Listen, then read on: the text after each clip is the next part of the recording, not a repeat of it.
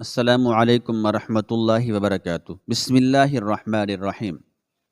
نجم الدین ایوب کی بیوی ست الملک خاتون کے لیے شوہر کا یہ طرز عمل اور کنیز کی خاموشی ناقابل فہم تھی۔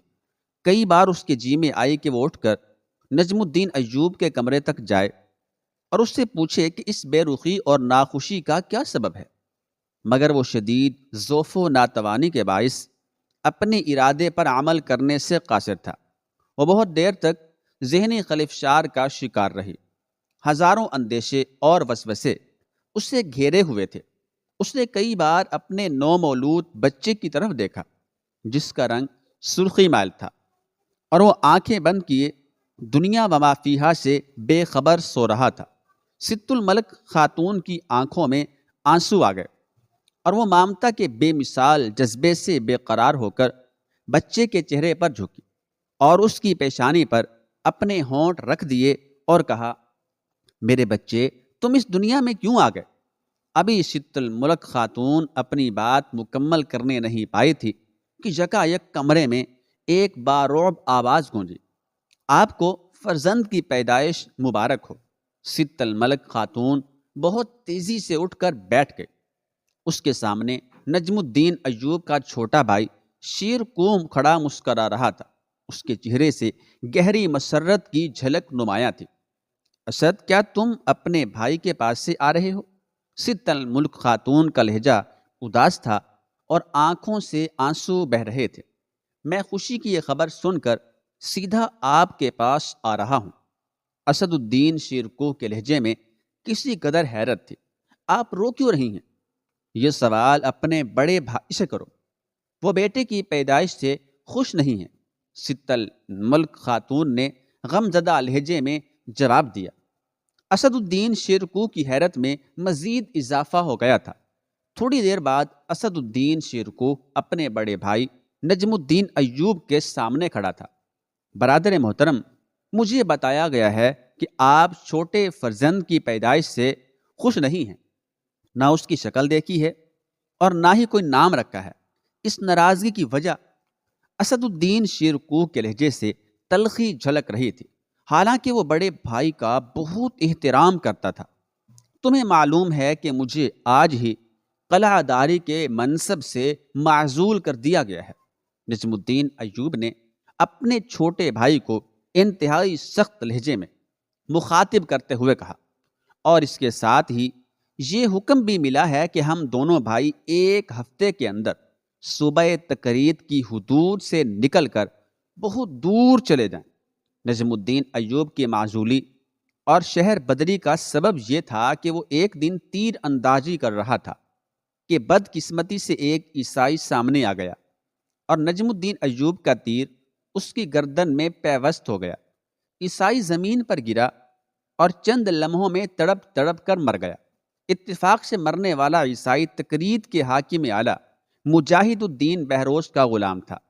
نجم الدین ایوب نے بہت عاجزانہ لہجے میں اپنی صفائی اور معذرت پیش کی، مگر بہروز نے اس کی کوئی دلیل قبول نہیں کی اور شدید غضب کی حالت میں حکم دیتے ہوئے کہا، برسوں کی خدمت کے صلے میں بس اتنی رعایت دی جا سکتی ہے کہ تم دونوں بھائی ہمیشہ کے لیے اپنے چہروں کو میری نظروں کے سامنے سے گم کر دو۔ اسد الدین شیرکوہ نے بڑی اذیت و کرب کے ساتھ حاکم اعلیٰ مجاہد الدین بہروز کا حکم سنا اور پھر اداس لہجے میں کہنے لگا، برادر معظم، یہ سب نوشتہ تقدیر ہے، کبھی تخت شاہی اور کبھی تخت مرگ، یہی دنیا کا نظام ہے۔ جب میرا بیٹا توران شاہ پیدا ہوا تو میں ایک سپاہی کے عہدے سے ترقی پا کر تکریت کا قلعہ دار بن گیا۔ نجم الدین ایوب نے چیختے ہوئے کہا، اسے اپنے اعصاب پر ذرا بھی قابو نہیں رہا تھا، اور آج جب یہ دنیا میں آیا ہے تو میں بصد حسرت و یاس تکریت چھوڑ کر کسی خانہ بدوش کی طرح ایک نامعلوم منزل کی طرف جا رہا ہوں۔ ہم اہل ایمان ہیں، ہمارے مذہب کے مطابق نہ کوئی ساعت منحوس ہوتی ہے اور نہ مبارک۔ یہ سب اللہ تعالیٰ کا نظام ہے اور اپنے نظام کو وہی بہتر سمجھتا ہے۔ اسد الدین شیرکوہ نے بڑے بھائی کا غصہ ٹھنڈا کرنے کے لیے انتہائی نرم لہجہ اختیار کرتے ہوئے کہا، عیسائی غلام کا قتل آپ کے ہاتھوں سے ہوا ہے، پھر اس معصوم بچے کو یہ سزا کیوں دی جا رہی ہے؟ نجم الدین ایوب اپنی معزولی سے اس قدر بدحواس ہو گیا تھا کہ اس نے اپنے چھوٹے بھائی کو بھی بری طرح ڈانٹ دیا۔ مجبوراً اسد الدین شیر کو واپس چلا گیا۔ پھر وہ اپنی بھاوج کے کمرے میں داخل ہوا، بڑی سرشاری کے عالم میں بھتیجے کو پیار کیا، اس کے کان میں اذان دی اور والہانہ انداز میں کہنے لگا، یہ میرا یوسف ہے۔ بچے کے چہرے پر ایک عجیب سا نور تھا، بڑی کشش تھی، اس لیے اسد الدین شیر کوہ نے بھتیجے کو یوسف کا مبارک نام دیا۔ پھر اس بچے یوسف نے صلاح الدین ایوبی رحمۃ اللہ تعالی علیہ کے نام سے شہرت دوام حاصل کی۔ یہ ایوبی خاندان پر بڑا گراں وقت تھا۔ کئی سال کی شدید محنت اور جانفشانی کے بعد نجم الدین قلعہ داری کے منصب تک پہنچا تھا، اور پھر چند گھنٹوں میں اس سے سب کچھ چھن گیا۔ نجم الدین ایوب کا اقتدار اس مکان کی طرح تھا جسے زر کثیر خرچ کرنے کے بعد تعمیر کیا گیا ہو، اور زلزلے کے ایک جھٹکے نے اسے زمین بوس کر دیا ہو۔ وقت تیزی سے گزرتا جا رہا تھا، اور تقرید کے حاکم اعلیٰ مجاہد الدین بہروز کے حکم کی تعمیل میں صرف ایک دن رہ گیا تھا۔ دونوں بھائی نجم الدین ایوب اور اسد الدین شیر کوہ ایک کمرے میں بیٹھے غور کر رہے تھے کہ ان کا یہ خانہ بدوش خاندان کس علاقے کا رخ کرے کہ جہاں اسے پناہ مل جائے۔ بظاہر کوئی جائے امان نظر نہیں آ رہی تھی، دور تک کھلا آسمان تھا اور مایوسیوں کا گہرا اندھیرا۔ یکا یک اس تاریکی میں روشنی کی ایک لکیر نمودار ہوئی، اور نجم الدین ایوب مضطرب ہو کر کھڑا ہو گیا۔ کاش ایسا ہو جائے۔ نجم الدین ایوب شدید بے چینی کے عالم میں بار بار اپنا ایک ہاتھ دوسرے ہاتھ پر مار رہا تھا، اور اس کی زبان سے بس یہی مخصوص الفاظ ادا ہو رہے تھے کہ کاش ایسا ہو جائے۔ بڑے بھائی کی یہ اضطرابی کیفیت دیکھ کر اسد الدین شیر کوہ بھی کھڑا ہو گیا اور پوچھنے لگا، کیا ہو جائے برادر محترم؟ چھوٹے بھائی کی بات سن کر نجم الدین ایوب کے سامنے 6 سال پرانا ایک واقعہ اپنے پورے خد و خال کے ساتھ ابھر آیا۔ یہ 526 ہجری کا زمانہ تھا، اور بغداد پر عباسی خلیفہ مسترشد باللہ کی حکومت تھی۔ اسی دوران میں زنگی حکومت کے بانی عماد الدین نے عراق میں شکست کھائی اور اپنے سپاہیوں کے ہمراہ فرار ہو کر دریائے دجلہ کے بائیں کنارے پر دم لیا، مگر ابھی اس کے لیے کوئی جائے پناہ نہیں تھی، کیونکہ دشمن کا لشکر مسلسل عماد الدین زنگی کے تعاقب میں تھا۔ دریا کے اس پار ایک چٹان پر تقرید کا ناقابل تسخیر قلعہ واقع تھا۔ قلعے کے دفاع کے لیے خشکی کی طرف ایک گہری خندق کھودی گئی تھی، جس تک پہنچنے کے لیے چٹانیں کاٹ کر خفیہ سیڑھیاں بنائی گئی تھیں، جو قلعے کے وسط سے گزر کر دریائے دجلہ تک جاتی تھیں۔ اب عماد الدین زنگی کے شکست خوردہ لشکر کے بچاؤ کی ایک ہی صورت تھی کہ اسے تقرید کے قلعے میں عارضی پناہ مل جائے، مگر یہ سب کچھ قلعہ دار کی مرضی پر منحصر تھا۔ ایسی سنگین صورتحال میں نجم الدین ایوب نے فراخ دلی، بلند حوصلگی اور اسلامی رواداری سے کام لیتے ہوئے کچھ دن کے لیے عماد الدین کو قلعہ میں پناہ دے دے۔ پھر بڑی رازداری کے ساتھ عماد الدین زنگی کو کشتیوں کا ایک بیڑا فراہم کر دیا۔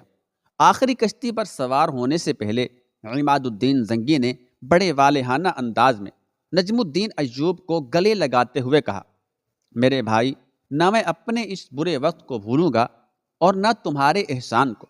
پھر نجم الدین ایوب اس وقت تک کھڑا رہا جب تک عماد الدین زنگی اور اس کا لشکر دریائے دجلہ کے دوسرے کنارے پر اتر کر دشمن کے تعاقب اور حملے سے محفوظ نہ ہو گیا۔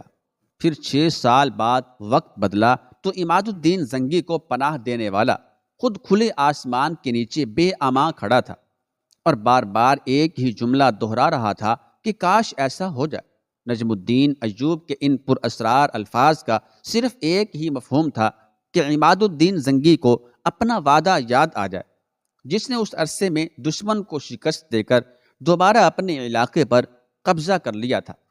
پھر جب نجم الدین ایوب نے اپنے چھوٹے بھائی کو عماد الدین زنگی کی رخصت کا آخری منظر پوری تفصیل کے ساتھ سنایا تو اسد الدین شیر کو بے ساختہ بول اٹھا، آزمائش کی اس گھڑی میں سلطان کے ظرف کو ضرور آزمایا جائے۔ ڈرتا ہوں کہ کہیں وہاں سے بھی ناکام و نامراد نہ لٹا دیا جاؤں۔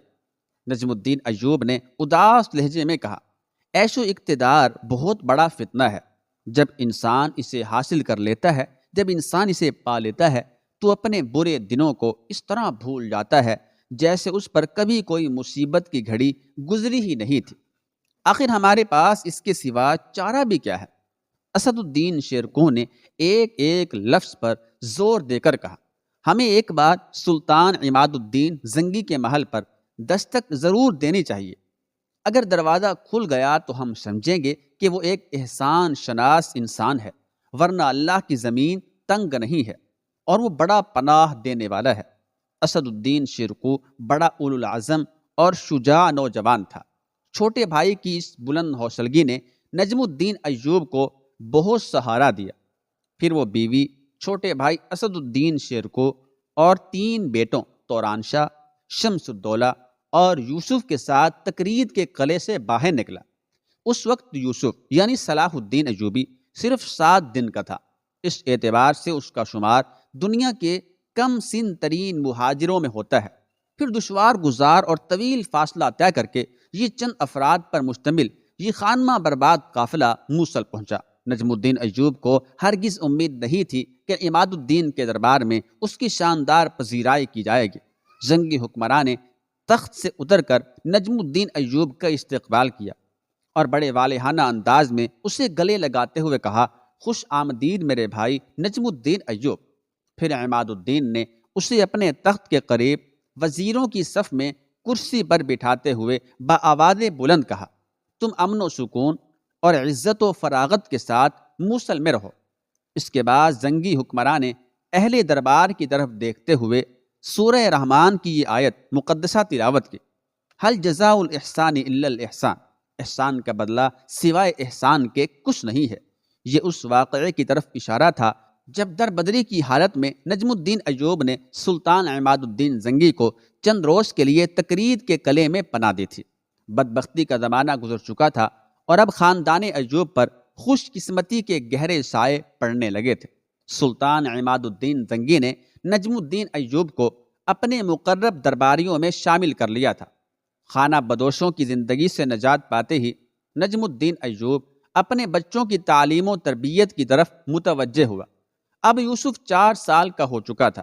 اس زمانے کے رواج کے مطابق یوسف یعنی صلاح الدین ایوبی کو قرآن کریم کی تعلیم حاصل کرنے کے لیے مکتب میں داخل کر دیا گیا۔ وہ اپنے دونوں بڑے بھائیوں توران شاہ اور شمس الدولہ سے بہت مختلف نظر آتا تھا۔ بچہ ہونے کے باوجود نہ وہ کسی سے جھگڑا کرتا تھا اور نہ اس کی کسی عمل سے شرارت چھلکتی تھی۔ یوسف غیر معمولی حد تک سنجیدہ تھا اور اس کی آنکھیں ہر وقت کھوئی کھوئی ہی رہتی تھی، جیسے وہ کسی گہری سوچ میں گم ہو۔ اساتذہ اس کی بہت تعریفیں کرتے تھے۔ یوسف کا حافظہ بہت قوی تھا، سرسری باتوں کو بھی اپنے ذہن میں محفوظ رکھتا تھا۔ ست الملک خاتون اپنے چھوٹے بیٹے سے بہت محبت کرتی تھی، مگر جب مسل آ کر اس کے ہاں چوتھا لڑکا ملک العادل پیدا ہوا تو فطری طور پر ماں باپ کی محبت تقسیم ہو گئی۔ وقت تیزی سے گزر رہا تھا۔ اب یوسف یعنی صلاح الدین کی عمر 7 سال تھی کہ ایک عجیب واقعہ پیش آیا۔ سلطان عماد الدین زنگی کا دربار آراستہ تھا۔ اتفاق سے اس روز یوسف بھی اپنے باپ کے ساتھ دربار میں موجود تھا۔ موصل میں رہنے والا ایک بوڑھا عیسائی راہب مرزبان دربار میں داخل ہوا۔ سلطان عماد الدین زنگی نے گرم جوشی کے ساتھ عیسائی راہب کا استقبال کیا۔ میں سلطان کا نہایت شکر گزار ہوں کہ میری درخواست قبول کی گئی اور حکومت کے کارندوں نے وقت سے پہلے خانقاہ کا تعمیری کام مکمل کر دیا۔ پادری مرزبان نے بآواز بلند کہا۔ اس کے لہجے سے سلطان عماد الدین زنگی کے لیے انتہائی عقیدت جھلک رہی تھی۔ اسلامی مملکت میں بسنے والے ہر شخص کے جان و مال اور عبادت گاہوں کی حفاظت حکومت کے اولین فرائض میں شامل ہے۔ سلطان عماد الدین نے انکسار کے لہجے میں جواب دیتے ہوئے کہا، یہ تم پر کوئی احسان نہیں ہے، مگر اس کے جواب میں اتنا ضرور چاہوں گا کہ تم اپنی قوم کو اہل اسلام کی رواداری اور حسن سلوک کے بارے میں تفصیل سے بتاؤ۔ اس واقعے کی مختصر تفصیل یہ ہے کہ عیسائی راہب مرزبان کی خانقاہ بہت شکستہ ہو گئی تھی اور تیز بارش میں اس کی ایک دیوار بھی گر گئی تھی۔ نتیجتاً مرزبان نے سلطان عماد الدین زنگی کی خدمت میں ایک درخواست اس سال کی تھی کہ اس طرف توجہ دی جائے۔ سلطان نے کسی تاخیر کے بغیر اپنے کارندے بھیج کر اس طرح خانقاہ کی مرمت کرا دی تھی کہ اس پر نئی عمارت کا گمان ہوتا تھا۔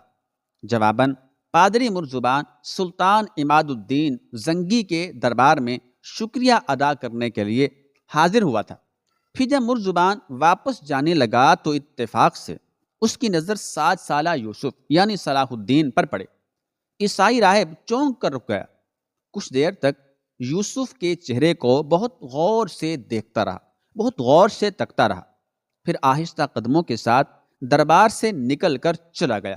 سلطان عماد الدین زنگی کے ساتھ دوسرے درباریوں نے بھی مرزبان کے اس ناقابل فہم عمل کو دیکھ لیا تھا، مگر سب سے زیادہ حیرت نجم الدین کو ہوئی تھی۔ پھر دوسرے دن نجم الدین ایوب اپنے بیٹے یوسف یعنی صلاح الدین کو لے کر عیسائی راہب مرزبان کی خانقاہ میں پہنچا۔ کل تم سلطان کے دربار میں اس بچے کو اتنی غور سے کیوں دیکھ رہے تھے؟ نجم الدین ایوب نے داخل ہوتے ہی بڑے بے باکانہ لہجے میں سوال کیا۔ عیسائی راہب نے نجم الدین ایوب کے سوال کا جواب دینے کی بجائے کم سن یوسف کو اپنے قریب بٹھا لیا اور ایک بار پھر اس کی پیشانی کو غور سے دیکھنے لگا۔ نجم الدین ایوب خاموشی سے مرزبان کے چہرے کا جائزہ لے رہا تھا۔ کچھ دیر بعد عیسائی راہب کے ہونٹوں پر مسکراہٹ ابھری۔ اب مجھے یقین آ گیا کہ اس روز میری آنکھوں نے دھوکہ نہیں کھایا تھا۔ مرزبان نجم الدین ایوب سے مخاطب تھا۔ اگر تم اس بچے کے باپ ہو تو بے شک اس دنیا کے خوش نصیب ترین انسان ہو۔ بڑی عجیب بات تھی۔ نجم الدین ایوب نے بے اختیار ہو کر کہا، ہاں میں ہی اس بچے کا باپ ہوں، مگر تم اس کے چہرے میں کیا تلاش کر رہے ہو؟ میں اس تحریر کو پڑھ رہا ہوں جو خداوند نے اس بچے کے حوالے سے روز ازل میں لکھی ہے۔ پادری مرزبان کے چہرے سے عالمانہ وقار چھلک رہا تھا۔ خالق کائنات ایسے بچے صدیوں میں پیدا کرتا ہے۔ نجم الدین ایوب عیسائی راہب کی پیش گوئی سن کر بہت جذباتی نظر آنے لگا تھا۔ وہ کیا تحریر ہے؟ مجھے بتاؤ۔ میری گناہ گار آنکھیں اس آسمانی تحریر کو مکمل طور پر نہیں پڑھ سکتی۔ پادری مرزبان نے پرسوز عاجزانہ لہجے میں کہا۔ وہ انتہائی نیک اور غیر متعصب راہب تھا، اس لیے کبھی کبھی اس پر قدرت کے راز منکشف ہو جاتے تھے، اور آج اس پر ایک اور راز فاش ہو گیا تھا۔ میں اس بچے کے چہرے پر وہ روشنی دیکھ رہا ہوں جو عظیم الشان شہنشاہوں کے خد و خال میں نظر آتی ہے۔ عیسائی راہب کی بات سن کر نجم الدین ایوب پر سخت کسی کیفیت طاری ہو گئی۔ آج تک وہ جس بچے کو اپنے لیے منحوس تصور کرتا تھا، وہی بچہ مرزبان کی نظر میں آنے والے زمانے کا جلیل القدر شہنشاہ بھی ہو سکتا تھا۔ عیسائی راہب کی خانقاہ سے جانے کے بعد نجم الدین ایوب نے اس عجیب واقعے کا ذکر اپنی بیوی ست الملک خاتون سے بھی کیا۔ ماں پہلے ہی اپنے اس بیٹے سے بے پناہ محبت کرتی تھی۔ شوہر کی بات سن کر شدت جذبات سے وارفتہ ہو گئی اور رونے لگی۔ عیسائی راہب کیا بتائے گا؟ وہ روشنی تو میں ہر وقت اپنے یوسف کے چہرے پر دیکھتی ہوں۔ بیوی نے شکایت آمیز اور کسی قدر طنزیہ لہجے میں کہا۔ اگرچہ نجم الدین ایوب خود بھی ایک عابد و زاہد انسان تھا، لیکن اپنی معزولی کے حادثے سے متاثر ہو کر توہم پرستی کا شکار ہو گیا تھا۔ بیوی کی جذباتی کیفیت دیکھ کر خود بھی آپ دیدہ ہو گیا۔ اللہ میرے اس گناہ کو معاف کرے کہ میں شیطان کے فریب میں آ کر اپنے بیٹے سے کتنی دور چلا گیا تھا۔ اس واقعے کے بعد نجم الدین ایوب یوسف کی تعلیم اور تربیت پر خصوصی توجہ دینے لگا۔ پھر 1 سال بعد ہی نجم الدین ایوب کو اپنی بیوی بچوں کو موصل میں چھوڑ کر ایک خوفناک محاذ جنگ پر جانا پڑا۔ تقریباً 500 سال بعد وقت نے عجیب کروٹ لی۔ حضرت عمر فاروق رضی اللہ تعالی عنہ نے جس بیت المقدس کو 16 ہجری میں انسانی خون کا ایک قطرہ بہائے بغیر فتح کیا تھا، اس متاع عزیز کو اسلام کے وارثوں نے 491 ہجری میں ذلت و رسوائی کے ساتھ گنوا دیا، جس کے نتیجے میں ایک مضبوط عیسائی ریاست قائم ہو گئی اور ایک انتہائی متعصب عیسائی گاڈفرے یروشلم کا شہنشاہ بن گیا۔ اس سے پہلے دو اور عیسائی سلطنتیں انطاکیہ اور ایڈیسا قائم ہو چکی تھیں۔ ایڈیسا پر جوسلن ثانی کی حکومت تھی، جو اپنی مذہبی عصبیت میں شاہ یروشلم گاڈفرے سے کسی طرح بھی کم نہیں تھا۔ یروشلم، انطاکیہ، روم اور قسطنطنیہ کے بعد مذہبی تقدس کے اعتبار سے ایڈیسا کو عیسائی دنیا میں 5واں درجہ حاصل تھا۔ تاریخی لحاظ سے اس شہر کو الجزیرہ کی آنکھ سمجھا جاتا تھا۔ صلیبیوں نے یہاں زبردست فوجی طاقت جمع کر رکھی تھی اور اس کے ساتھ ہی ایڈیسا کو شاہ یروشلم کی تائید اور سرپرستی بھی حاصل تھی۔ مسلمانوں کو اس شہر کی جنگی اہمیت کا بخوبی اندازہ تھا اور وہ ایڈیسا کو اسلامی اقتدار کے لیے ایک مستقل خطرہ سمجھ رہے تھے۔ نتیجتاً 1110 عیسوی سے لے کر 1115 عیسوی تک مسلمانوں نے اس شہر پر مسلسل حملے کیے مگر فتح حاصل نہ کر سکے، یہاں تک کہ شدید مایوسی کے عالم میں تھک کر بیٹھ گئے۔ پھر جب عماد الدین زنگی نے موصل اور دمشق میں دوبارہ اقتدار حاصل کر لیا تو وہ ایڈیسا کی طرف متوجہ ہوا۔ اس موقع پر اس کے بعد مشیروں نے مشورہ دیتے ہوئے کہا، سلطان کو ایڈیسا پر حملہ کرنے کی بجائے اپنے علاقوں کے استحکام کی فکر کرنی چاہیے۔ جوسلن ثانی ایک طاقتور حکمراں ہے، مزید یہ کہ اسے شاہ یروشلم کی حمایت بھی حاصل ہے۔ وزیروں کے چہرے سے قبل از وقت شکست اور ناکامی کے اندیشے ظاہر ہو رہے تھے اور مجھے خدائے وحدہ لا شریک کی تائید حاصل ہے۔ عماد الدین زنگی نے اپنی انگشت شہادت یعنی شہادت والی انگلی بلند کرتے ہوئے انتہائی پرجلال لہجے میں کہا، ایڈیسا اس زہر آلود خنجر کی طرح ہے جو مسلمانوں کی شہرت کے قریب رکھا ہوا ہے۔ اس سے پہلے کہ وہ خنجر حرکت میں آئے میں اسے توڑ دینا چاہتا ہوں۔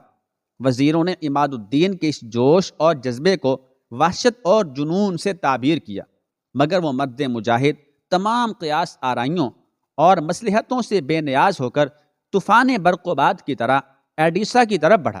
اس جنگ میں نجم الدین ایوب اور اسد الدین شیرکو بھی اپنی پوری توانائیوں کے ساتھ شریک تھے۔ ان کے سینوں میں بھی اپنے حکمراں کی طرح جہاد کی آگ روشن تھی۔ سلطان عماد الدین زنگی کی حکمت عملی یہ تھی کہ وہ اپنے لشکر کے ساتھ رات کے اندھیرے میں سفر کرتا تھا تاکہ دشمن کے جاسوس اس کی پیش قدمی سے باخبر نہ ہو سکیں۔ پھر سلطان عماد الدین زنگی اس وقت ایڈیسا کے قریب پہنچا جب جوسلن ثانی کے سرحدی سپاہی شراب کے نشے میں ایک دوسرے سے چھیڑ چھاڑ کر رہے تھے۔ مسلمان فوجیوں کی تلواریں بے نیام ہوئیں اور ایڈیسا کے سرحدی سپاہیوں کی اکثریت دیکھتے ہی دیکھتے خاک و خون میں مل گئے۔ کچھ سپاہی جو مدہوشی کی کیفیت تک نہیں پہنچے تھے وہ فرار ہو کر عیسائی حکمراں جوسلن ثانی کی خدمت میں حاضر ہوئے اور اسے مسلمانوں کے ناگہاں عقابی حملوں کی خبر دی۔ کھلے میدان میں مقابلہ کرنے کا وقت گزر چکا تھا، اس لیے جوسلن ثانی اپنی فوج کے ساتھ قلعہ بند ہو گیا۔ سلطان عماد الدین زنگی رحمۃ اللہ علیہ نے تیز رفتاری سے آگے بڑھ کر ایڈیسا کے قلعے کا محاصرہ کر لیا۔ قلعے کے اندر سامان رسد بڑی مقدار میں موجود تھا، اس لیے جوسلن ثانی کو اطمینان قلب حاصل تھا کہ وہ دشمن کی دسترس سے دور رہے گا، اور اگر مسلمانوں کے محاصرے نے زیادہ طول کھینچا تو بالآخر وہ تنگ آ کر قلعے کی مضبوط سنگی دیواروں سے سر ٹکراتے ٹکراتے ایک دن ناکام و نامراد واپس چلے جائیں گے۔